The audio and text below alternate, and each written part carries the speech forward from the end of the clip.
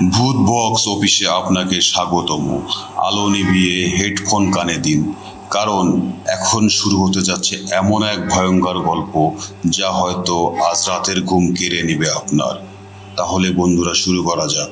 তো বন্ধুরা, আরও একটি নতুন গল্প নিয়ে আপনাদের মধ্যে চলে এলাম।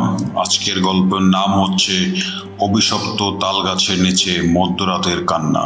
তো সরাসরি বন্ধুরা গল্পে চলে যাওয়া যাক। কিছু কান্না মানুষের হয় না, আর কিছু গাছ শুধু ছায়া দেয় না, অপেক্ষাও করে। রংপুর বিভাগের এক অত্যন্ত গ্রামের নাম ছিল চর খয়েরপাড়া। ছোট্ট গ্রাম, চারদিকে ধানক্ষেত, পুকুর, বাঁশঝাড় আর কাঁচা রাস্তা। সন্ধ্যা নামলেই পুরো গ্রামটা যেন অন্য এক জগতে ঢুকে যেত। কিন্তু গ্রামের সবচেয়ে ভয়ঙ্কর জায়গা ছিল একটাই, গ্রামের পশ্চিম প্রান্তে দাঁড়িয়ে থাকা একটি বিশাল তাল গাছ। প্রায় 100 বছরের পুরনো সেই তাল গাছটি সবাই ডাকত অভিশপ্ত তাল গাছ। দিনের বেলায় গাছটি দেখতে স্বাভাবিক, কিন্তু রাত 12টা বাজলেই নাকি গাছের নিচে থেকে ভেসে আসে এক নারীর কান্না। এমন কান্না যে একবার শুনবে সে জীবনে ভুলতে পারবে না। কেউ বলে সে নিজের সন্তানকে খুঁজে বেড়ায়, কেউ বলে জিন, আবার কেউ বলে সে মানুষ ছিল কিন্তু আর মানুষ নেই। গ্রামের বয়স্করা সবসময় একটি কথাই বলতেন, 12টার পর ওই রাস্তা দিয়ে যাস না, কান্না শুনলেও পেছনে তাকাবি না। কিন্তু সবাই কি আর বড়দের কথা শোনে? ঢাকা বিশ্ববিদ্যালয় থেকে পড়াশোনা শেষ করে আরিফ রহমান প্রথম চাকরি পেল চর খয়েরপাড়া উচ্চ বিদ্যালয়ে। বয়স মাত্র 28। শহরের বড় হওয়া আরিফ কুসংস্কারে একদমই বিশ্বাস করতো না। ভূত, জিন, অভিশাপ এসব শুনলে সে হেসে উড়িয়ে দিত। স্কুলের পাশে পুরনো টিনের একটি বাড়ি ভাড়া নিল সে। বাড়িওয়ালা আব্দুল করিম বিদায় নেওয়ার সময় বললেন, বাবা, একটা কথা মনে রাখবে। জি বলুন। রাতে যদি কোনো মহিলার কান্না শোনেন, দরজা খুলবেন না। আরিফ হেসে ফেলল। চোর ডাকাতের ভয়? বৃদ্ধ ধীরে মাথা নাড়ালেন। চোর হলে মানুষ বাঁচে, ওটা মানুষ না। কথাটা বলে তিনি দ্রুত চলে গেলেন। আরিফ মনে মনে ভাবল, গ্রামের মানুষ এখনো এসব বিশ্বাস করে। চাকরির প্রথম সপ্তাহ বেশ ভালোই কাটলো। ছাত্রছাত্রীরা ভদ্র, গ্রামের মানুষও আন্তরিক, কিন্তু একটি বিষয় তাকে অবাক করলো। প্রতিদিন বিকাল নামার আগেই সবাই পশ্চিম দিকের রাস্তা এড়িয়ে চলে, যে রাস্তা সোজা সেই তাল গাছের পাশ দিয়ে গেছে। একদিন স্কুল ছুটির পর আরিফ ছাত্র রাকিবকে জিজ্ঞেস করলো, ওই রাস্তা দিয়ে কেউ যাস না কেন? রাকিবের মুখ ফ্যাকাশে হয়ে গেল। স্যার, ওই তাল গাছের কথা জানেন না? না, রাতে ওখান থেকে কান্না শোনা যায়। তুমি শুনেছ? ছেলেটা মাথা নিচু করলো। আমার চাচা শুনেছিল। তারপর? রাকিব কোনো উত্তর দিল না, চুপচাপ চলে গেল। সেদিন রাতে বিদ্যুৎ ছিল না, বাইকে হালকা বাতাস, দূরে ঝিঝি পোকার ডাক। আরিফ বই পড়ছিল। হঠাৎ দেয়ালে ঝোলানো ঘড়িটি রাত 12টা বাজলো। ঠিক তখনই কোথাও খুব দূর থেকে ভেসে এলো আ আ আ একটি নারীর কান্না। মনে হচ্ছিল বুক ফেটে যাচ্ছে তার। আরিফ থমকে গেল। সে কান পেতে শুনল। আবার আরো স্পষ্ট, আরো কাছে, কান্নাটা যেন বাতাসে ভেসে আসছে। সে নিজেকে বোঝালো, হয়তো কোনো মানুষ। কিন্তু অদ্ভুত ব্যাপার হলো, গ্রামের কোনো কুকুর ডাকছে না, কোনো শিয়ালের শব্দ নেই। সবকিছু হঠাৎ একেবারে নীরব। এমন নীরবতা সে আগে কখনো অনুভব করেনি। আরিফ দরজার কাছে এগিয়ে গেল। বাইরে তাকাতেই শরীর ঠান্ডা হয়ে গেল। চাঁদের আলোয় দূরের গাছটি স্পষ্ট দেখা যাচ্ছে। গাছের নিচে কেউ একজন দাঁড়িয়ে আছে। লম্বা চুল, সাদা কাপড়, মাথা নিচু, আর কান্না করছে। আরিফ চোখ কসলালো, আবার তাকালো। কেউ নেই, শুধু তাল গাছ। সে নিজের উপর বিরক্ত হলো। চোখের ভুল। দরজা বন্ধ করে ঘুমিয়ে পড়ল। পরদিন সকালে চায়ের দোকানে বসে সে ঘটনাটা হেসে হেসে বলল। দোকানে উপস্থিত সবাই চুপ হয়ে গেল। কেউ চায়ের কাপ নামিয়ে রাখলো, কেউ মাথা নিচু করলো। অনেকক্ষণ পর গ্রামের ইমাম সাহেব ধীরে বললেন, ওখানে আপনি দেখেছেন? কাকে? যে কাঁদো? আরিফ হেসে বললেন, হয়তো কোনো মহিলা। ইমাম সাহেব গভীরভাবে তার দিকে তাকিয়ে রইলেন। গত 15 বছর যারা ওকে মহিলা বলেছে ভেবেছে, তাদের 3 জন আর কোনোদিন বাড়ি ফেরেনি। দোকানের ভেতর হঠাৎ ঠান্ডা বাতাস বয়ে গেল। আরিফ প্রথমবারের মতো অস্বস্তি অনুভব করলো। সেদিন বিকেলে সে ঠিক করলো নিজেই তাল গাছটা দেখে আসবে। সূর্য তখন ডুবে যাচ্ছে। গাছটার কাছে পৌঁছাতেই তার মনে হলো আশেপাশের বাতাস অন্যরকম, অস্বাভাবিক ঠান্ডা। গাছের গোড়ায় শুকনো মাটি, কিন্তু সেখানে যেন অসংখ্য মানুষের পায়ের দাগ। আরও অবাক করা বিষয়, গাছের কাণ্ডগুলো অজানা ভাষার মতো, অসংখ্য আঁচড়। কেউ যেন ধারালো কিছু দিয়ে বছরের পর বছর ধরে লিখে গেছে। হঠাৎ পেছন থেকে কাপা গলায় কেউ বলল, স্যার, সূর্য ডুবে গেছে। আরিফ ফিরে দেখল বৃদ্ধ আব্দুল করিম। তার মুখে ভয়ের ছাপ। চলুন, এখনই চলুন। কেন? অন্ধকার হওয়ার আগে এই জায়গায় ছাড়তে হয়। কিন্তু বৃদ্ধ এবার প্রায় হাত ধরে টানলেন। আজ রাতটা ভালো না। সেই রাত ঘড়িতে ঠিক 12টা 17 মিনিট। আবার সেই কান্না, কিন্তু এবার কান্নাটা দূরে নয়, মনে হচ্ছে আরিফের ঘরের জানালার ঠিক বাইরে দাঁড়িয়ে কেউ কাঁদছে। সে নিঃশ্বাস বন্ধ করে শুনতে লাগলো। তারপর ধীরে ধীরে জানালার কাছে 3বার টোকা পড়ল, ঠক ঠক ঠক। আর চারদিকে পরেই এক নারীর ফিসফিস কণ্ঠ, দরজাটা খুলে দাও। জানালার ওপাশ থেকে আবারও ভেসে এলো সেই কণ্ঠ, দরজাটা খুলে দাও। আরিফের শরীর কেঁপে উঠল।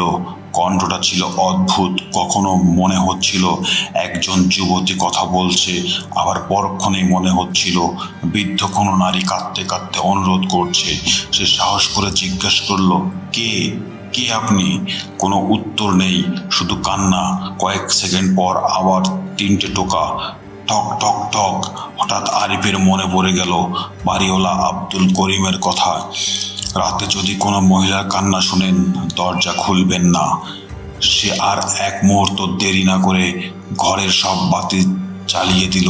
তারপর বিছানার এক কোণে বসে কোরআন শরীফের কয়েকটি সূরা তেলাওয়াত করতে লাগলো। অদ্ভুত ব্যাপার, কিছুক্ষণ পর কান্নার শব্দ ধীরে ধীরে মিলিয়ে গেল। তারপর আবার চারপাশে সেই ভয়ঙ্কর নীরবতা। পরদিন সকালে আরিফের চোখের নিচে কালো দাগ। রাতভর সে এক মুহূর্ত ঘুমাতে পারেনি। স্কুলে গিয়েও তার মন পড়াশোনায় বসছিল না। টিফিনের সময় প্রধান শিক্ষক মইনুল হক তাকে ডেকে বললেন, মাস্টার সাহেব, আপনাকে দেখে মনে হচ্ছে রাতটা ভালো যায়নি। আরিফ সব খুলে বলল। প্রধান শিক্ষক অনেকক্ষণ চুপ করে থাকলেন। তারপর দরজা বন্ধ করে নিচু গলায় বললেন, আপনি যদি সত্যি ওর কান্না শুনে থাকেন, তাহলে এখন থেকে সাবধানে থাকবেন। কেন? কারণ সবাই প্রথম রাতে শুধু কান্না শোনে, তারপর দ্বিতীয় রাতে সে কাছে আসে, তৃতীয় রাতে তিনি বাকিটা বললেন না। আরিফ বিরক্ত হয়ে বলল, স্যার, আপনি কি সত্যি এসব বিশ্বাস করেন? মইনুল হক দীর্ঘশ্বাস ফেললেন। আমি বিশ্বাস করতাম না, কিন্তু আমার ছোট ভাইকে আমি নিজের চোখে হারাতে দেখেছি। স্কুল ছুটির পর আরিফ সোজা প্রধান শিক্ষকের বাড়িতে গেল। সেখানে পুরনো একটি কাঠের বাক্স খুলে মইনুল হক কয়েকটি বিবর্ণ ছবি বের করলেন। একটি ছবিতে 5 জন যুবক দাঁড়িয়েছিল, হাসি মুখ। তাদের একজনের কাঁধে হাত রেখে বললেন, এই ছেলেটার নাম ছিল রাশেদ, আমার ছোট ভাই। 12 বছর আগে এক বর্ষার রাতে ও আর 4 জন বন্ধু বাজি ধরেছিল তারা মধ্যরাতে তাল গাছের নিচে যাবে। তারপর 4 জন ফিরে এসেছিল, আর রাশেদ, ওকে আর কোনোদিন পাওয়া যায়নি। আরিফ ছবির দিকে তাকিয়ে রইল। লাশও না, না কোনো চিহ্ন, না। শুধু তিনি কয়েকটি পুরনো কাপড় বের করলেন। সেটা ছিল রক্তমাখা একটি গামছা। এটাই গাছের নিচে পড়েছিল। সন্ধ্যার দিকে গ্রামের সবচেয়ে বৃদ্ধ মানুষ হাজি আজিমউদ্দিনের সঙ্গে দেখা করতে গেল আরিফ। গ্রামের সবাই বলতো তিনি গ্রামের প্রায় সব ইতিহাস জানেন।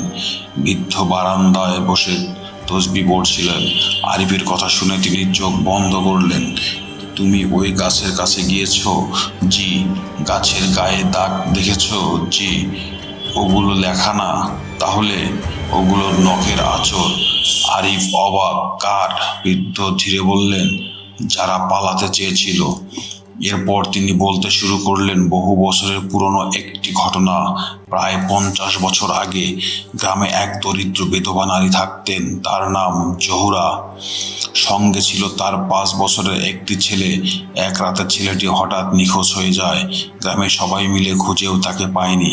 কিন্তু 3 দিন পর তাল গাছের নিচে শিশুটির একটি ছেঁড়া জামা পাওয়া যায়। সেই থেকে জহুরা প্রায় প্রতি রাতেই তাল গাছের নিচে বসে ছেলেকে খুঁজতে কাঁদত। একদিন সেও হঠাৎ উধাও হয়ে যায়। কেউ বলে সে পাগল হয়ে জঙ্গলে মারা গেছে, কেউ বলে তাল গাছ তাকে নিজের কাছে রেখে দিয়েছে। রাত নেমেছে, আকাশে মেঘ, বজ্রপাত হচ্ছে দূরে। আরিফ আজ সিদ্ধান্ত নিয়েছে, যাই হোক সে সত্যটা জানবেই। রাত 11:45 সে টর্চ, মোবাইল আর একটি ক্যামেরা নিয়ে বাড়ি থেকে বেরিয়ে পড়ল। গ্রামের শেষ মাথায় পৌঁছাতেই সে বলল, আজ পুরো গ্রাম যেন নিঃশ্বাস বন্ধ করে আছে। একটাও কুকুর নেই, একটাও পাখির ডাক নেই, শুধু বাতাস আর দূরে দাঁড়িয়ে থাকা সেই বিশাল তাল গাছ। ঘড়ির ঠিক 12টা বাজলো। তারপর আবার সেই কান্না, কিন্তু এবার কান্নার সঙ্গে আরেকটি শব্দ ভেসে আসছে, মাটি খোঁড়ার শব্দ, খড় খড় খড়। আরিফ ধীরে ধীরে টর্চের আলো ফেলল। প্রথমে কিছুই দেখা গেল না। তারপর আলো গিয়ে গাছের উপর গোড়ায় একজন নারী, সাদা কাপড়, লম্বা চুল। সে হাঁটু গেড়ে বসে 2 হাত দিয়ে মাটি খুঁড়ছে আর কাঁদছে। আরিফ কাঁপা গলায় বলল, আপনি কে? নারীটি থেমে গেল। ধীরে ধীরে, খুব ধীরে সে মাথা তুলল, কিন্তু চুলের আড়ালে মুখ দেখা যাচ্ছে না। হঠাৎ সে ফিসফিস করে বলল, আমার ছেলেকে দেখেছ? আরিফ উত্তর দেওয়ার আগেই নারীটি এক ঝটকায় মাথা উঁচু করল। চাঁদের আলোয় তার মুখ স্পষ্ট দেখা গেল। আরিফের বুকের ভেতরটা যেন জমে গেল, কারণ ওই মুখে কোনো চোখ ছিল না, শুধু 2টি কালো গভীর ফাঁকা গর্ত। আর সেই গর্ত দুটো থেকে ধীরে ধীরে কালো রঙের পানি গড়িয়ে পড়ছিল। ঠিক তখনই আরিফের পেছন থেকে একটি বৃদ্ধ কণ্ঠ চিৎকার করে উঠল, পেছনে তাকিও না, দৌড়াও। আরিফ ঘুরে দাঁড়াতেই বুঝতে পারল তালগাছের নিচে যে নারী দাঁড়িয়েছিল সে আর সেখানে নেই, কিন্তু তার কাদার শব্দটা এখন ঠিক আরিফের কানের পাশ থেকে ভেসে আসছে। আরিফের ঠিক কানের পাশে আবারও ভেসে এলো সেই কান্না, এত কাছে মনে হচ্ছিল কেউ তার ঘাড়ের উপর মুখ রেখে কাঁদছে। তার পুরো শরীর অবশ হয়ে গেল। ঠিক তখনই অন্ধকারের ভেতর থেকে আবার সেই বৃদ্ধ কণ্ঠ চিৎকার করে উঠল, দাঁড়িয়ে থাকলে মরবি, দৌড়া। আরিফ আর এক মুহূর্তও দেরি করল না, প্রাণপণে দৌড়াতে শুরু করলো। পেছনে থেকে যেন কারো খালি পায়ের শব্দ, থম থম থপ। সে যত দ্রুত দৌড়াচ্ছে শব্দটাও ঠিক ততটাই কাছে আসছে। হঠাৎ তার পা একটি গাছের শিকড়ে আটকে গেল। সে মুখ থুবড়ে পড়ে গেল মাটিতে। টর্চ অনেক দূরে গিয়ে পড়ল। চারপাশে অন্ধকার, শুধু কান্না। তারপর কেউ যেন খুব ধীরে তার কানের কাছে ফিসফিস করে বলল, তুই আমার ছেলেকে দেখেছিস? আরিফ চোখ বন্ধ করে ফেলল। ঠিক তখনই আল্লাহু আকবার, দূরের একটি মসজিদ থেকে ফজরের আজানের প্রথম ধ্বনি ভেসে এলো। এক নিমেষেই সব শব্দ থেমে গেল। কান্না নেই, পায়ের শব্দ নেই, চারপাশে আবার স্বাভাবিক। আরিফ চোখ খুলে দেখল তার সামনে দাঁড়িয়ে আছে গ্রামের সেই বৃদ্ধ হাজি আজিউদ্দিন। তার হাতে একটি লণ্ঠন, মুখে গভীর উদ্বেগ। বেঁচে গেছিস বাবা? আরিফ হাঁপাতে হাঁপাতে বলল, ওটা ওটা কি ছিল? বৃদ্ধ কোনো উত্তর দিলেন না, শুধু বললেন, চল, সূর্য ওঠার আগে এখান থেকে চলে যেতে হবে। সকালে আরিফের জ্বর এসে গেল। শরীর প্রচণ্ড গরম, কিন্তু তার মাথায় বারবার ঘুরছে সেই মুখ, চোখবিহীন নারী, আর তার প্রশ্ন, আমার ছেলেকে দেখেছ? দুপুরের দিকে বৃদ্ধ হাজি আজিম আবার এলেন। তার হাতে একটি পুরনো কাপড় মোড়ানো ডায়েরি। ডায়েরির পাতা হলুদ হয়ে গেছে, অনেক জায়গায় কালি মুছে গেছে। বৃদ্ধ বললেন, এটা আমার দাদার লেখা। তিনি এই গ্রামের চৌকিদার ছিলেন। অনেক ঘটনা নিজের হাতে লিখে রেখেছেন। ডায়েরির প্রথম পাতায় লেখা, 13 কার্তিক 1772 বঙ্গাব্দ। আজ আবার তালগাছের নিচে কান্না শুনলাম। গ্রামের লোকেরা বলছে জহুরা পাগল হয়ে গেছে, কিন্তু আমি নিজের চোখে দেখেছি সে একা কাঁদছিল না, তার পাশে আরো একজন দাঁড়িয়েছিল। মানুষ নয়, খুব লম্বা, মাথা তালগাছের ডাল ছুঁয়েছিল। আরিফের বুক ধুক করে উঠল। সে দ্রুত পরের পাতা উল্টালো। জহুরা বলেছিল একজন কালো কাপড় পরা লোক তাকে প্রতিশ্রুতি দিয়েছিল তার ছেলে ফিরে আসবে, তবে তার বিনিময়ে তালগাছের নিচে একটি আচার করতে হবে। আরিফ থেমে গেল। আচার? বৃদ্ধ ধীরে বললেন, কালো জাদুর আচার। ডায়েরির আরও ভেতরে লেখা ছিল, সেই রাতের পর থেকেই হুজুরা বদলে যেতে থাকে। দিনের বেলা স্বাভাবিক, কিন্তু রাত হলেই সে তাল গাছের নিচে গিয়ে মাটি খুঁড়ত। বলতো তার ছেলে নিচে আটকে আছে। এক রাতে কয়েকজন গ্রামবাসী তাকে আটকাতে যায়, কিন্তু তারা পৌঁছানোর আগেই ভয়ঙ্কর কিছু ঘটে। তারা শুধু জোহরার চিৎকার শুনেছিল, কিন্তু সেখানে পৌঁছে কাউকে খুঁজে পায়নি, শুধু মাটির উপর লম্বা লম্বা নখের দাগ। সন্ধ্যার আগে আরিফ একাই আবার তালগাছের দিকে গেল। এবার দিনের আলো, ভয়ের কিছু নেই। সে গাছের চারপাশে ঘুরে দেখতে লাগলো। হঠাৎ তার চোখ পড়ল গাছের পেছনে ঝোপের আড়ালে ভাঙা একটি পাথর। পাথরটি অর্ধেক মাটির নিচে। সে আগাছা সরাতেই দেখা গেল ঝ বাকিটা ভেঙে গেছে। আরিফ মাটি পরিষ্কার করতে লাগলো। ধীরে ধীরে পুরো লেখাটি বেরিয়ে এলো, জহুরা বেগম।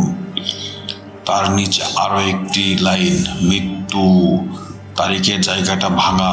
আরিফ অবাক, কবর? কিন্তু গ্রামবাসী তো বলেছিল জহুরার লাশ কখনো পাওয়া যায়নি। তাহলে এই কবর কার?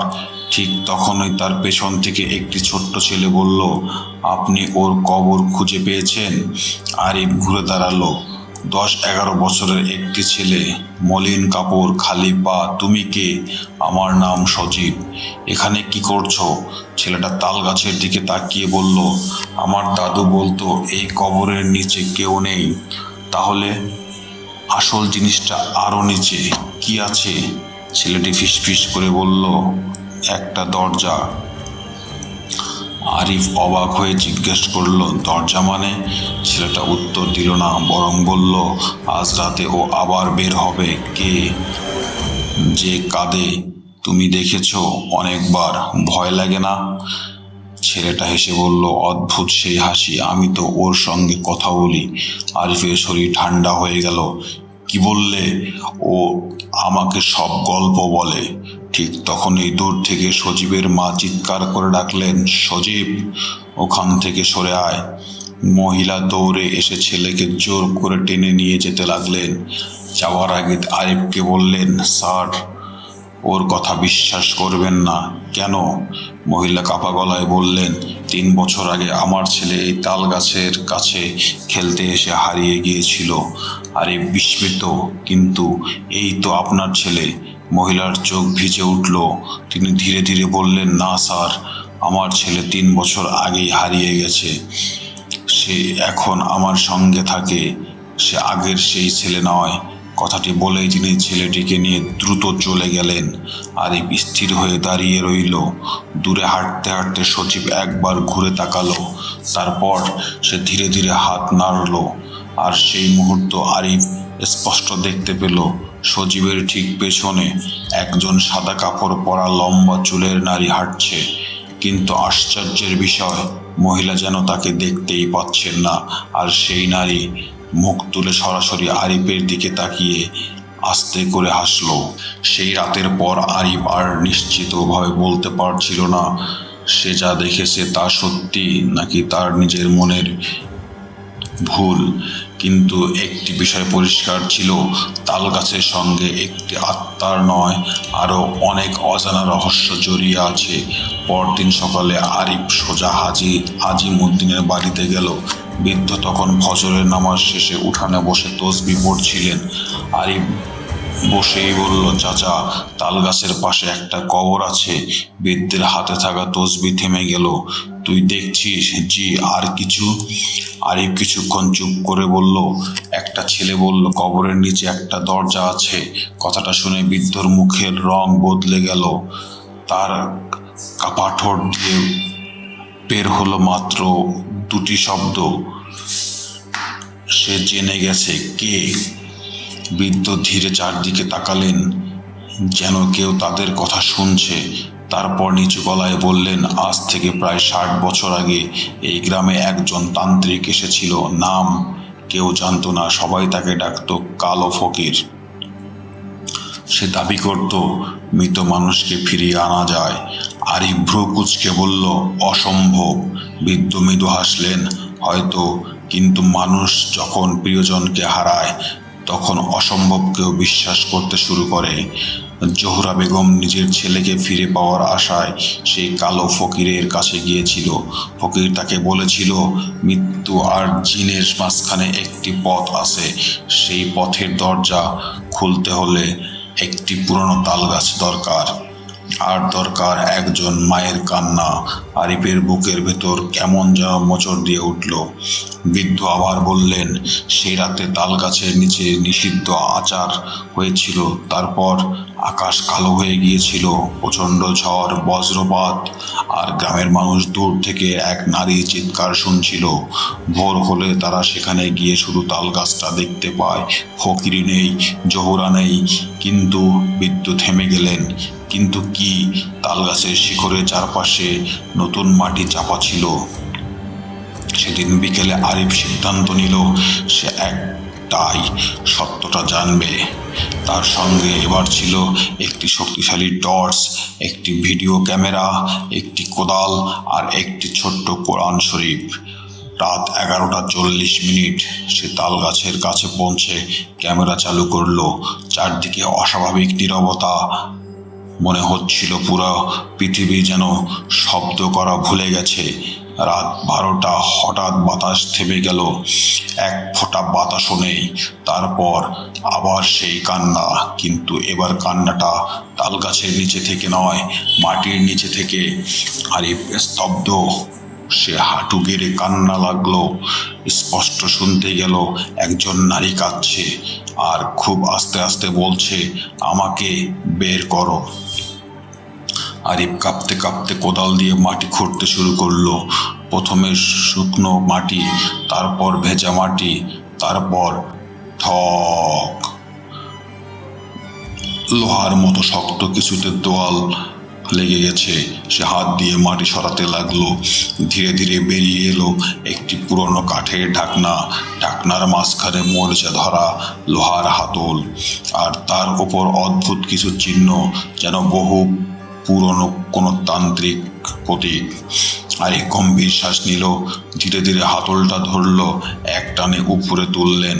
ঘর, কাঠের দরজাটা খুলে গেল। নিচে অন্ধকার, গভীর একটা সিঁড়ি, মাটি আর পচা গন্ধে উঠে এলো।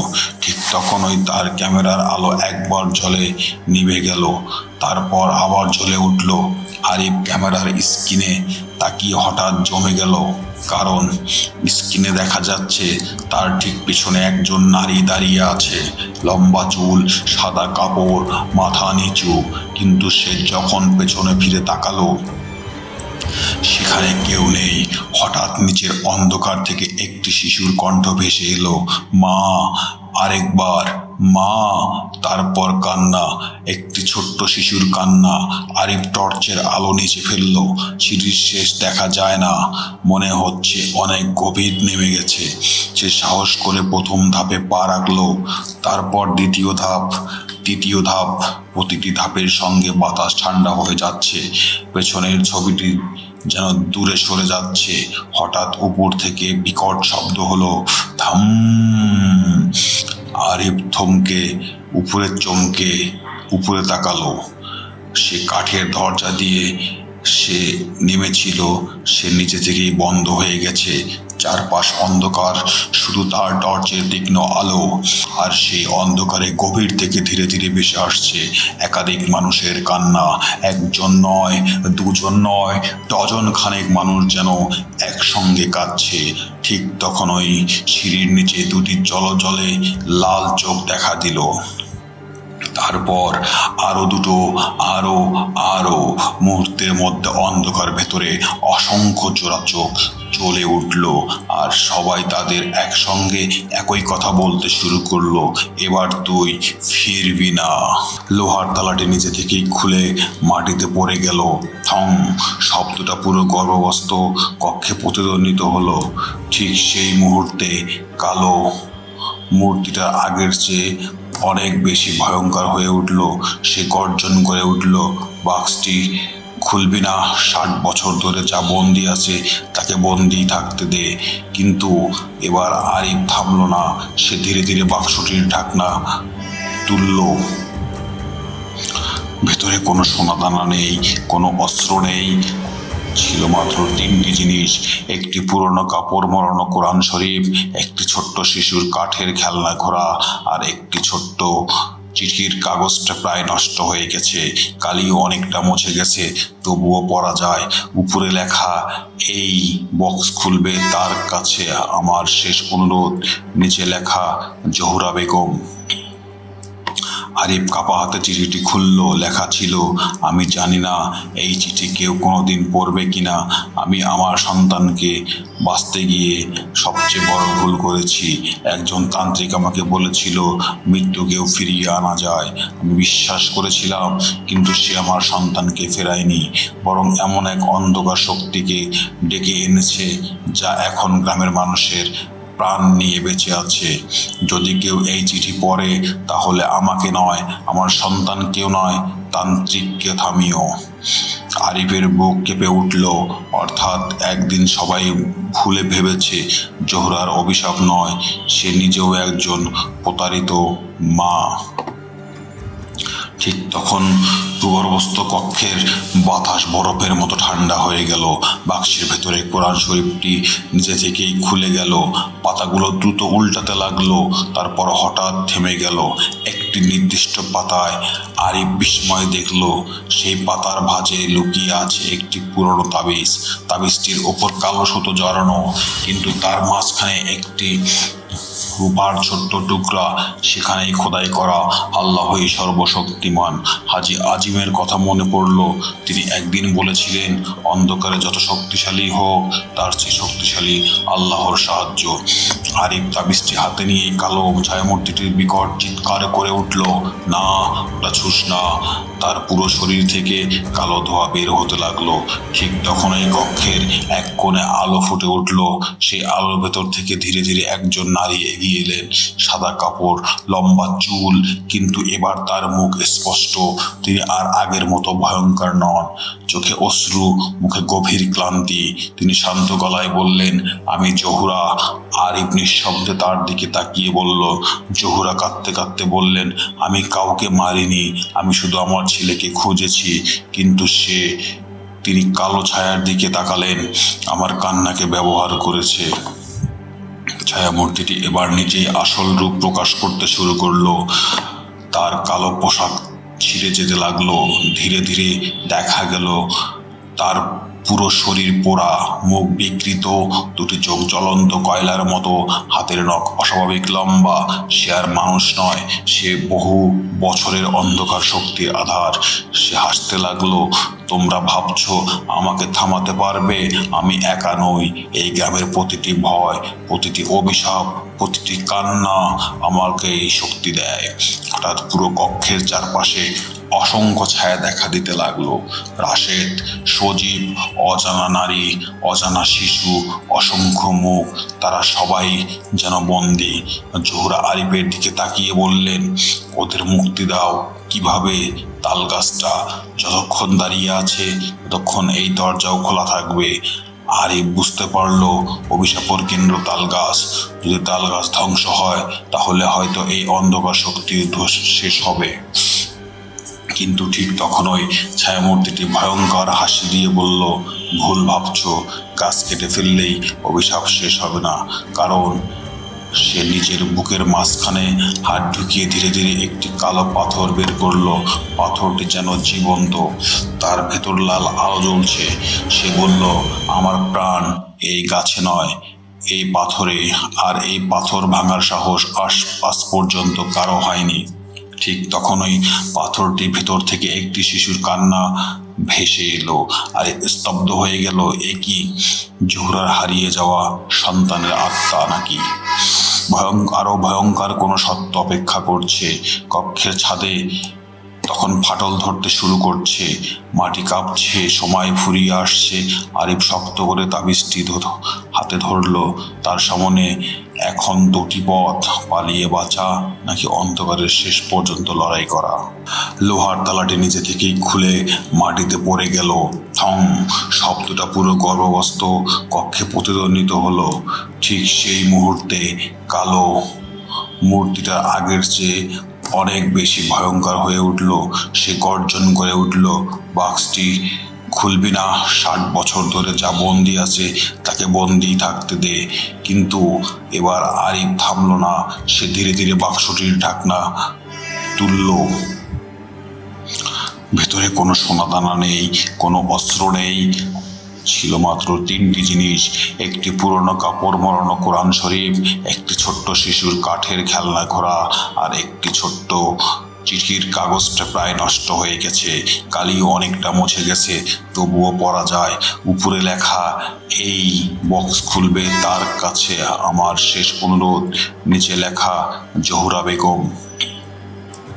আরিফ কাপা হাতে চিঠিটি খুলল। লেখা ছিল, আমি জানি না এই চিঠি কেউ কোনোদিন পড়বে কিনা। আমি আমার সন্তানকে বাঁচতে গিয়ে সবচেয়ে বড় ভুল করেছি। একজন তান্ত্রিক আমাকে বলেছিল মৃত্যুকেও ফিরিয়ে আনা যায়। আমি বিশ্বাস করেছিলাম, কিন্তু সে আমার সন্তানকে ফেরায়নি, বরং এমন এক অন্ধকার শক্তিকে ডেকে এনেছে যা এখন গ্রামের মানুষের প্রাণ নিয়ে বেঁচে আছে। যদি কেউ এই চিঠি পড়ে, তাহলে আমাকে নয়, আমার সন্তানকেও নয়, তান্ত্রিককে থামিও। আরিফের বুক কেঁপে উঠল। অর্থাৎ একদিন সবাই ভুলে ভেবেছে জোহরার অভিশাপ নয়, সে নিজেও একজন প্রতারিত মা। ঠিক তখন ভূগর্ভস্থ কক্ষের বাতাস বরফের মতো ঠান্ডা হয়ে গেল। বাক্সের ভেতরে কোরআন শরীফটি নিজে থেকেই খুলে গেল। পাতাগুলো দ্রুত উল্টাতে লাগলো, তারপর হঠাৎ থেমে গেল। একটি নির্দিষ্ট পাতায় আরিফ বিস্ময় দেখল, সেই পাতার ভাঁজে লুকিয়ে আছে একটি পুরনো তাবিজ। তাবিজটির ওপর কালো সুতো জড়ানো, কিন্তু তার মাঝখানে একটি রূপার ছোট্ট টুকরা, সেখানেই খোদাই করা, আল্লাহই সর্বশক্তিমান। হাজী আজিমের কথা মনে পড়ল। তিনি একদিন বলেছিলেন, অন্ধকারে যত শক্তিশালী হোক, তার চেয়ে শক্তিশালী আল্লাহর সাহায্য। আরিফ তাবিজটি হাতে নিয়ে কালো ছায়ামূর্তিটির বিকট চিৎকার করে উঠল, না, ওটা ছুঁস না। তার পুরো শরীর থেকে কালো ধোঁয়া বের হতে লাগলো। ঠিক তখনই কক্ষের এক কোণে আলো ফুটে উঠল। সেই আলোর ভেতর থেকে ধীরে ধীরে একজন নারী এগিয়ে এলেন। সাদা কাপড়, লম্বা চুল, কিন্তু এবার তার মুখ স্পষ্ট। তিনি আর আগের মতো ভয়ঙ্কর নন। চোখে অশ্রু, মুখে গভীর ক্লান্তি। তিনি শান্ত গলায় বললেন, আমি জোহরা। আরিফ নিঃশব্দে তার দিকে তাকিয়ে বলল। জোহরা কাঁদতে কাঁদতে বললেন, আমি কাউকে মারিনি, আমি শুধু আমার ছেলেকে খুঁজেছি। কিন্তু তিনি কালো ছায়ার দিকে তাকালেন, আমার কান্নাকে ব্যবহার করেছে। ছায়ামূর্তিটি এবার নিজেই আসল রূপ প্রকাশ করতে শুরু করলো।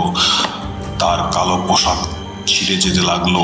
ধীরে ধীরে দেখা গেল তার পুরো শরীর পোড়া, মুখ বিকৃত, দুটি চোখ জ্বলন্ত কয়লার মতো, হাতের নখ অস্বাভাবিক লম্বা। সে আর মানুষ নয়, সে বহু বছরের অন্ধকার শক্তির আধার। সে হাসতে লাগলো, তোমরা ভাবছো আমাকে থামাতে পারবে? আমি একা নই। এই গ্রামের প্রতিটি ভয়, প্রতিটি অভিশাপ, প্রতিটি কান্না আমাকে এই শক্তি দেয়। হঠাৎ পুরো কক্ষের চারপাশে অসংখ্য ছায়া দেখা দিতে লাগলো। রাশেদ, সজীব, অজানা নারী, অজানা শিশু, অসংখ্য মুখ, তারা সবাই যেন বন্দী। জোহরা আরিফের দিকে তাকিয়ে বললেন, ওদের মুক্তি দাও। কিভাবে?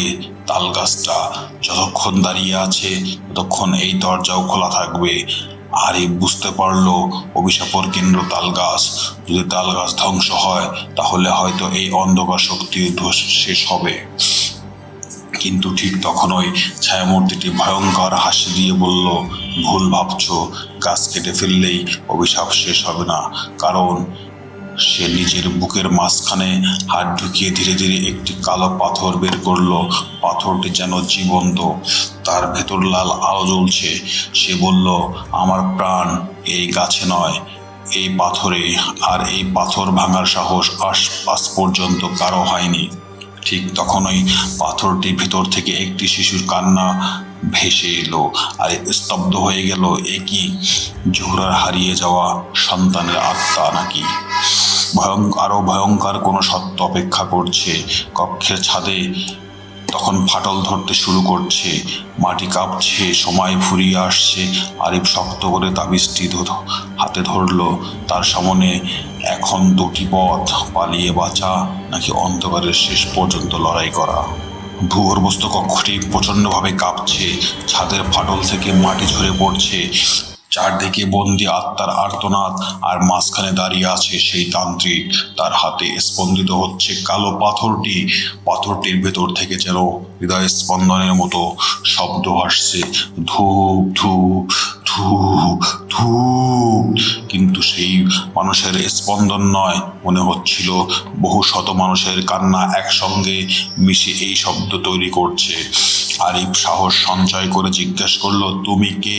ছায়ামূর্তি কিছুক্ষণ পর চুপ করে তাকালো, তারপর ধীরে ধীরে বলল, আজ থেকে প্রায় 300 বছর আগে আমার নাম ছিল কামরুল শাহ।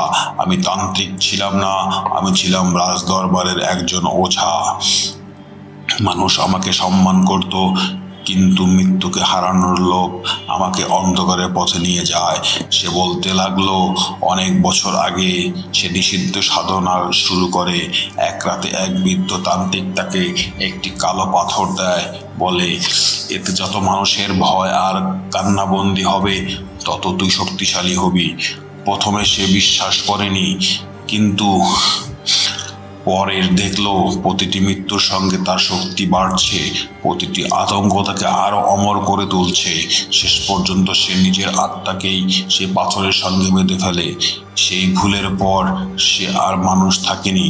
জোহরা কাঁদতে কাঁদতে বললেন, আমি তাকে এই গ্রামে এনেছিলাম, আমি ভেবেছিলাম আমার ছেলে ফিরে আসবে, কিন্তু আমার কান্নাকেই সে অভিশাপ পরিণত করেছে। ঠিক তখনই কালো পাথরের ভেতর থেকে একটি ছোট্ট হাত বেরিয়ে এলো। হ্যাঁ, একটি শিশুর হাত। একটি হাতের কাঁপছে, কেউ যেন ভেতর থেকে মুক্তি চাইছে। আরিফের বুক হিম হয়ে গেল। ওটা জোহরা কাঁদতে কাঁদতে মাটিতে বসে পড়লেন। ও আমার ছেলে। ছায়ামূর্তি হেসে উঠল, না, ও আর তোমার ছেলে নেই, ও এখন আমার শক্তির উৎস। যতদিন ও থাকবে আমি থাকবো। আরিফের মাথায় তখন একটি কথাই ঘুরছে, অভিশাপের মূল এই পাথর। সে ধীরে ধীরে এগোতে শুরু করলো। তান্ত্রিক বুঝে ফেললো, সাবধান। মুহূর্তের মধ্যে কক্ষের চারপাশ থেকে কালো ছায়ায় ঝাঁপিয়ে পড়লো 10, 20, 30 অসংখ্য বিকৃত ছায়া। তাদের চোখ লাল, মুখ নেই, শুধু অন্ধকার। আরিফ কোরআনের আয়াত তেলাওয়াত করতে লাগলো। প্রতিটি আয়াতের সঙ্গে সঙ্গে ছায়ামূর্তিগুলো পিছিয়ে যেতে লাগলো। কেউ চিৎকার করছে, কেউ মাটিতে লুটিয়ে পড়ছে। কিন্তু যতই তারা সরে যাচ্ছে ততই তান্ত্রিকের রাগ বাড়ছে। সে কালো পাথরটি 2 হাত তুলে ধরলো। হঠাৎ পুরো কক্ষ অন্ধকার হয়ে গেল।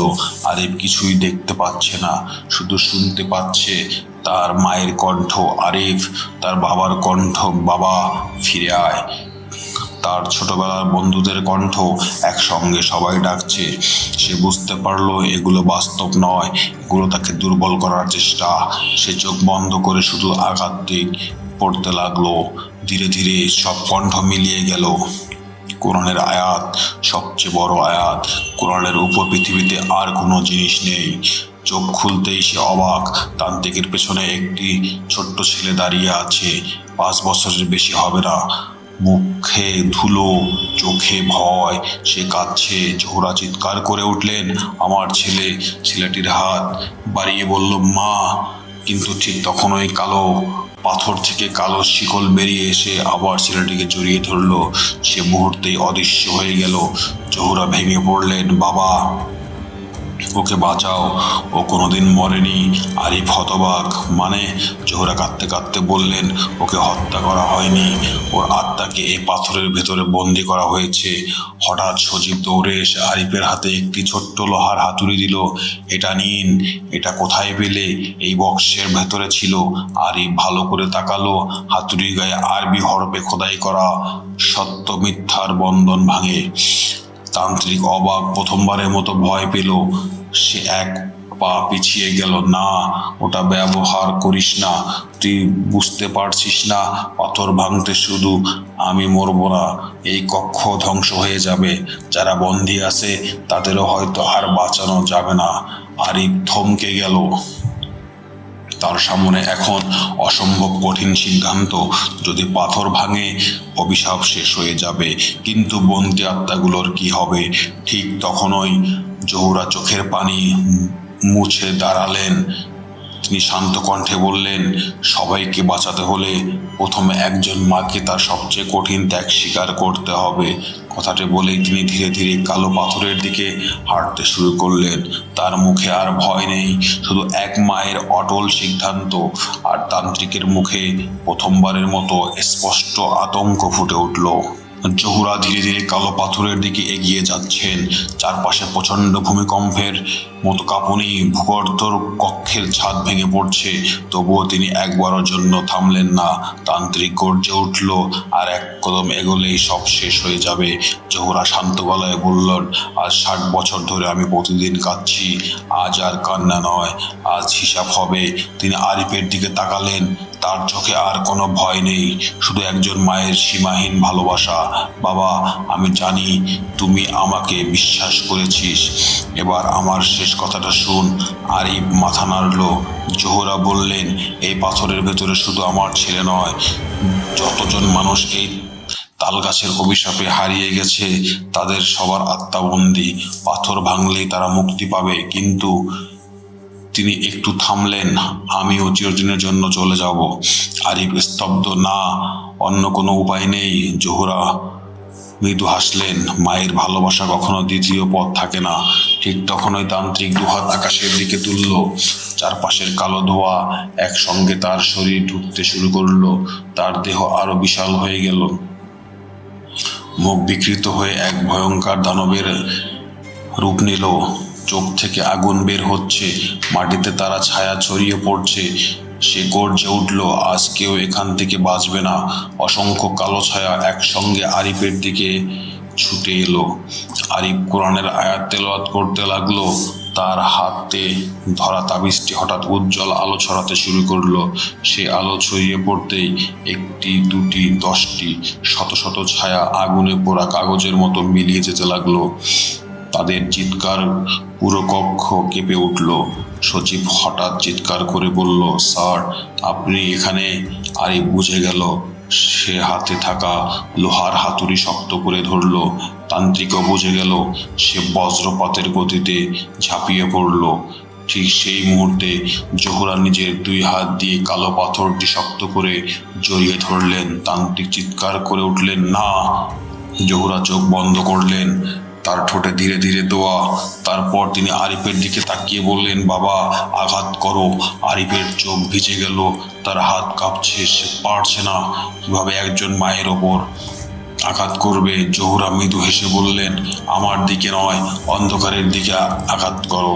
তান্ত্রিক মরিয়া হয়ে জহুরাকে ছাড়ানোর চেষ্টা করছে, কিন্তু তিনি ছাড়ছেন না। হঠাৎ কালো পাথরের ভেতর থেকে একটি শিশুর কণ্ঠ ভেসে এলো, মা! জহুরা চোখ দিয়ে অশ্রু গড়িয়ে পড়ল। আমি এসেছি, বাবা। আরিফ সমস্ত শক্তি দিয়ে হাতুড়ি তুলল। 1 সেকেন্ড, 2 সেকেন্ড, তারপর ধাম! হাতুড়িটির সজোরে আঘাত করলো কালো পাথরের ওপর। একটি সূক্ষ্ম ফাটল দেখা দিল। তান্ত্রিক বিকট চিৎকার করে উঠল, আ আ আ! পাথরের ভেতর থেকে তীব্র সাদা আলো বের হতে শুরু করলো, কিন্তু পাথরটি পুরো ভাঙল না। তান্ত্রিক হঠাৎ আরিফকে ছিটকে ফেলে দিল।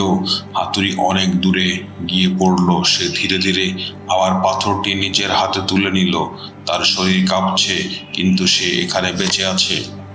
সে রাগে উন্মাদ হয়ে বললেন, আজ তোরা সবাই মরবি। ঠিক তখনই ভূগর্ভস্থ কক্ষের চারদিকে একের পর এক আলোর অবয়ব দেখা দিতে শুরু করলো। রাশেদ, সজীবের আসল রূপ। আরো অনেক শিশু, আরো অনেক নারী পুরুষ যারা এতদিন বন্দী ছিল, তারা সবাই একসঙ্গে জোহরার পাশে এসে দাঁড়ালো। একজন বৃদ্ধ বললেন, এবার আমরা একা নই। একটি ছোট মেয়ে বলল, মা, আমরা ভয় পাই না। শত শত আলোকিত আত্মা ধীরে ধীরে তান্ত্রিককে ঘিরে ফেলল। প্রথমবারের মতো অন্ধকার পিছিয়ে যেতে শুরু করলো। তারা তান্ত্রিকের মুখে ফুটে উঠল এমন এক ভয় যা সে 300 বছরে কোনোদিন অনুভব করেনি। তারপর ভূগর্ভস্থ কক্ষের একবারে গভীর থেকে গর্জনের মতো একটি শব্দ ভেসে এলো। মনে হলো আরো প্রাচীন, আরো ভয়ঙ্কর কিছু একটা জেগে উঠছে। তান্ত্রিকও থমকে গেল। সে আতঙ্কিত চোখে অন্ধকারের দিকে তাকিয়ে শুধু একটাই কথা বলল, না, ওর জেগে ওঠার কথা নয়। ভূগর্ভস্থ কক্ষের গভীর থেকে আসা গর্জন পুরো মাটি কেঁপে উঠল। পাথরের দেয়ালগুলো একের পর এক ফেটে যেতে লাগলো। তান্ত্রিকের চোখে এবার সত্যিকারের আতঙ্ক। সে ফিসফিস করে বলল, অসম্ভব, ও এখনো বেঁচে আছে। আরিফ অবাক হয়ে জিজ্ঞাসা করলো, কে? তান্ত্রিক কোনো উত্তর দিল না। সে ধীরে ধীরে পেছাতে শুরু করলো। ঠিক তখনই কক্ষের সবচেয়ে গভীর অন্ধকার একটি বিশাল ছায়া নড়ে উঠল। ছায়াটি ধীরে ধীরে সামনে এগিয়ে আসছে। প্রতিটি পদক্ষেপ মাটি কেঁপে উঠল। তারা কোনো স্পষ্ট মুখ নেই, কোনো হাত পায়ে স্পষ্ট বোঝা যাচ্ছে না, শুধু ঘন কালো কুয়াশার মতো এক বিশাল অবয়ব। চারপাশে সব যেন তার ভেতরে শুষে যাচ্ছে। আরিফ প্রথমবার অনুভব করলো এটি যেন তান্ত্রিকই নয়, এটি আরো প্রাচীন, আরো ভয়ঙ্কর এক অন্ধকার শক্তির প্রতীক। জোহরা নিচু স্বরে বললেন, ওকে এখনো কেউ ডাকেনি। তান্ত্রিকের লোভই ওকে জাগিয়ে তুলেছিল, কিন্তু ওর শক্তি বাড়তে থাকলে মানুষ ভয় আর কান্নায়। বিশাল ছায়াটি কথা বলল না, শুধু তার উপস্থিতিতেই পুরো কক্ষ ভারী হয়ে উঠল। তান্ত্রিক হাঁটু গেড়ে বসে পড়ল। আমাকে ক্ষমা করুন, আমি শুধু শক্তি চেয়েছিলাম। কিন্তু সেই ছায়া এক মুহূর্ত থামল না, ধীরে ধীরে তার দিকে এগিয়ে গেল। হঠাৎ কালো পাথরটি তান্ত্রিকের হাত থেকে ছিটকে মাটিতে পড়ে গেল। ফাটলটা আরো বড় হয়ে গেল। ভেতর থেকে সাদা আলো বেরিয়ে আসছে, তার সঙ্গে অসংখ্য কণ্ঠ। কেউ দোয়া পড়ছে, কেউ কাঁদছে, কেউ নিজের পরিবারের নাম ধরে ডাকছে। জোহরা দ্রুত আরিফের দিকে তাকিয়ে বললেন, এটাই শেষ সুযোগ, পাথরটি পুরো ভেঙে দাও। আরিফ দৌড়ে গিয়ে হাতুড়িটা তুলে নিল। ঠিক তখনই তান্ত্রিক তার পা ধরে ফেললো। তার হাত বরফের মতো ঠান্ডা। সে কাঁদতে কাঁদতে বলল, করিস না, পাথর ভাঙলে আমি শেষ হয়ে যাব।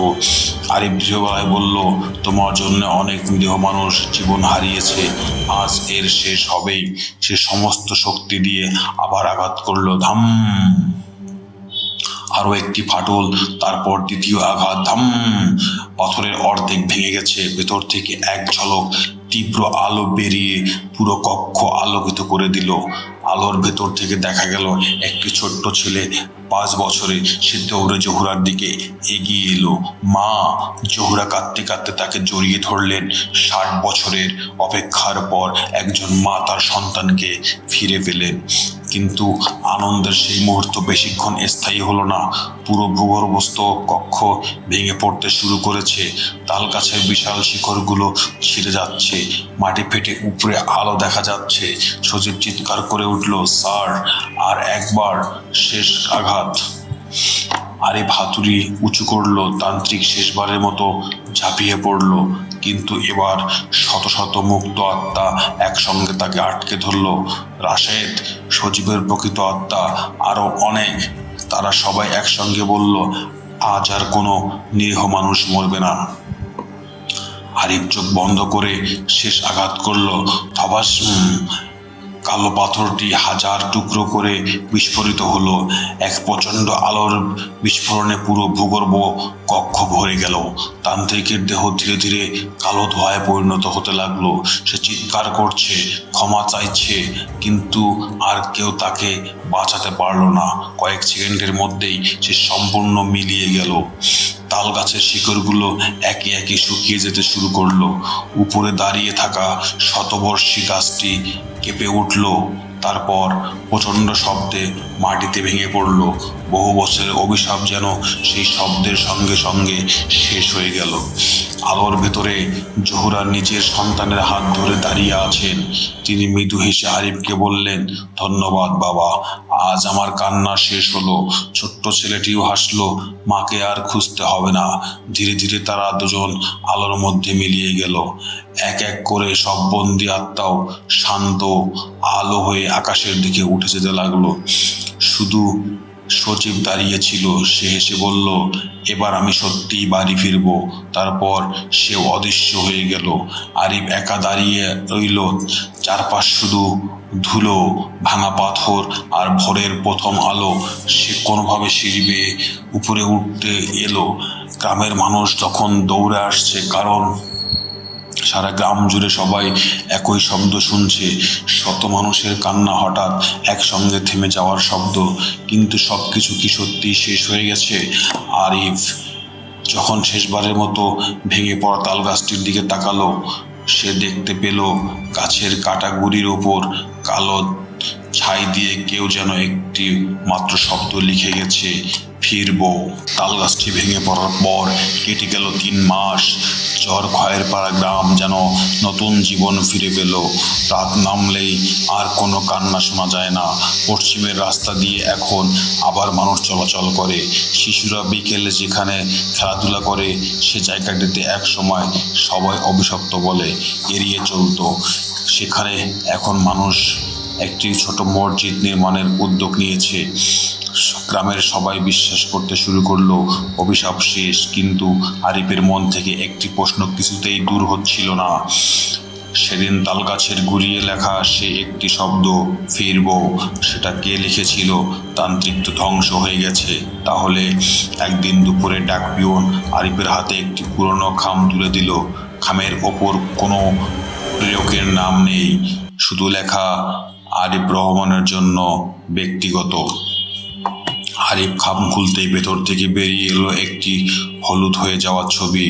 ছবিটি দেখে তার শরীর ঠান্ডা হয়ে গেল। এটি সেই ভূগর্ভস্থ কক্ষের ছবি, কিন্তু ছবিটি অত্যন্ত 50-60 বছরের পুরনো। আর ছবির এক কোণে দাঁড়িয়ে থাকা মানুষের মুখ হুবাহু আরিফের মতো, একই চোখ, একই চেহারা, একই হাসি। ছবির পেছনে কাপা হাতে লেখা, যদি এই ছবি তোমার হাতে পৌঁছায়, বুঝবে ইতিহাস আবার নিজেকে পুনরাবৃত্তি করতে চাইছে। দরজাটা একবার বন্ধ হয়েছে, কিন্তু পৃথিবীর প্রতিটি অন্ধকার দরজার একটি দ্বিতীয় চাবিও থাকে। কোনো নাম নেই। সেই রাতেই আরিফ সিদ্ধান্ত নিল, সবকিছু শেষ, প্রমাণ সে নিজে সংগ্রহ করবে। সে আবার একা সেই জায়গায় গেল সেখানে একসময় তাল গাছটি দাঁড়িয়ে ছিল। সেখানে শুধু শুকনো মাটি আর নতুন করে গজিয়ে ওঠা কিছু ঘাস। চারপাশে সম্পূর্ণ নীরবতা। ঘড়িতে রাত 11:58। আরিফ গভীর শ্বাস নিল। 12টা বাজলো। 1 মিনিট, 2 মিনিট, 5 মিনিট, কোনো কান্না নেই। সে স্বস্তির নিঃশ্বাস ফেলল। ঠিক তখনই পেছন থেকে একটি পরিচিত কণ্ঠ ভেসে এলো, স্যার।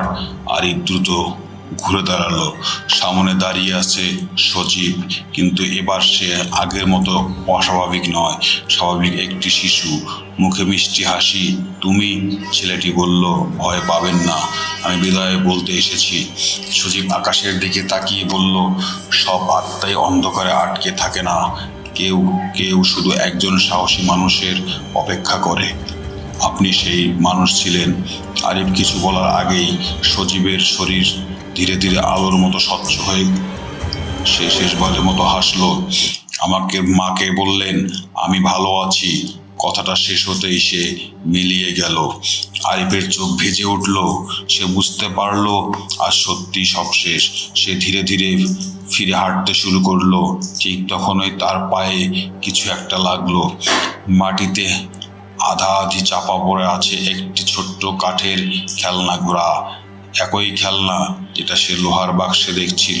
সেই খেলনাটি হাতে তুলে নিল। মুহূর্তের জন্য বাতাস থেমে গেল। তারপর দূরে গ্রামের মসজিদ থেকে ফজরের আজান ভেসে এলো। আরিফ মৃদু হাসলো। শেষ পর্যন্ত আলোয় জয়ী হলো। 6 মাস পরে আরিফ চর খয়েরপাড়া ছেড়ে অন্য জেলায় বদলি হয়ে গেছে। কিন্তু যাওয়ার আগে গ্রামের মানুষ মিলে সেখানে একটি ছোট ফলক বসায়। ফলকে লেখা ছিল, এই স্থানে একসময় একটি অভিশপ্ত তালগাছ ছিল। অন্ধকার যতই শক্তিশালী হোক, সত্য, সাহস এবং মহান আল্লাহর ওপর ভরসা শেষ পর্যন্ত মানুষের পথ দেখায়। এরপর বহু বছর কেটে যায়। সেই গ্রামের মানুষ আর কখনো মধ্যরাতে কান্না শোনেনি। কোনো শিশু নিখোঁজ হয়নি, কোনো অদ্ভুত ছায়াও আর দেখা যায়নি। কিন্তু প্রায় 10 বছর পর এক বর্ষার রাতে গ্রামের নতুন ইমাম মসজিদ থেকে বাড়ি ফিরছিলেন। হঠাৎ রাস্তার পাশে একটি ছোট্ট ছেলে দাঁড়িয়ে থাকতে দেখলেন। ছেলেটি জিজ্ঞাসা করলো, চাচা, এখানে কি আগে একটা বড় তালগাছ ছিল? ইমাম অবাক হয়ে বললেন, হ্যাঁ, কিন্তু তুমি জানলে কিভাবে? ছেলেটি মৃদু হেসে বলল, আমার মা এখনো ওকে খোঁজে। কথাটি বলেই সে কুয়াশার ভেতর হেঁটে চলে গেল। ইমাম দৌড়ে তার পেছনে গেলেন, কিন্তু সেখানে পৌঁছে দেখলেন কেউ নেই। শুধু ভেজা মাটির ওপর ছোট্ট দুটি পায়ের ছাপ, আর সেই ছাপগুলো ধীরে ধীরে মিলিয়ে যাচ্ছে। আজও চর খয়েরপাড়ার বৃদ্ধরা নতুন প্রজন্মকে একটি কথাই বলেন, অন্ধকারকে নিয়ে খেলা করো না, লোভের কাছে নিজের বিবেক বিক্রি করো না। আর যদি কোনোদিন মধ্যরাতে কোথাও একজন মায়ের কান্না শুনতে পাও, ভয় পাওয়ার আগে তার কষ্টটা মনে করার চেষ্টা করো। কারণ সব কান্না অভিশাপের নয়। কিছু কান্না হয় অসমাপ্ত ভালোবাসার, আর কিছু গল্প কখনো সত্যি শেষ হয় না। এভাবেই আমাদের আজকের পর্বটি শেষ হয়ে যায়। আজকের গল্প এখানেই শেষ। যদি গল্পটি ভালো লেগে থাকে তাহলে ভিডিওটি লাইক করুন, আপনার মতামত কমেন্টে জানান। আর এমন আরও ভয়ঙ্কর গল্প শুনতে ভূত বক্স অফিসকে সাবস্ক্রাইব করে পাশে থাকুন। মনে রাখবেন, ভয় কখনো গল্পে সীমাবদ্ধ থাকে না। আবার দেখা হবে পরবর্তী ভৌতিক গল্পে।